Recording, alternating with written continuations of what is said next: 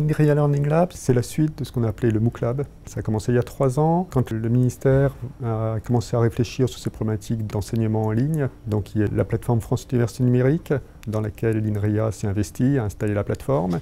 Et en même temps qu'on faisait la partie technique, on a commencé à déployer les premiers MOOC et à voir comment ça fonctionnait. Suite à ces 3 années, on a pu produire 12 MOOC, une vingtaine de sessions, ce qui correspond à peu près à 70 000 étudiants qui se sont inscrits. Sur ces 70 000, il y en a à peu près 6 000 qui ont obtenu un certificat de suivi. Ça nous a permis de voir qu'il y avait vraiment une demande sur de la formation niveau recherche, mais aussi qu'il y avait beaucoup de problématiques de recherche qu'il fallait résoudre, où INRIA avait tout à fait sa place et où il y avait déjà un certain nombre de chercheurs qui faisaient de la recherche dans ce domaine. Ce qui nous a bien sûr amené du coup à faire ce Learning Lab pour mettre encore plus l'accent sur la partie recherche.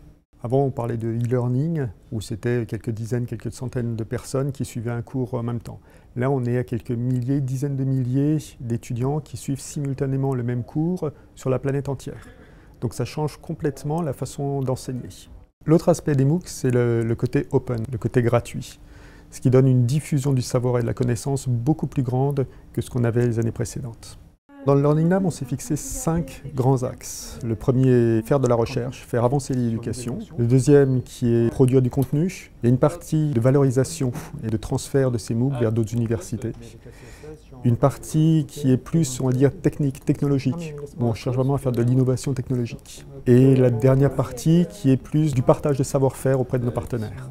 Le grand chantier actuel, c'est tout ce qui traite de l'accessibilité numérique. On est en train de produire un MOOC dont c'est le sujet, mais aussi une nouvelle technologie qui consiste à faire un lecteur vidéo totalement accessible.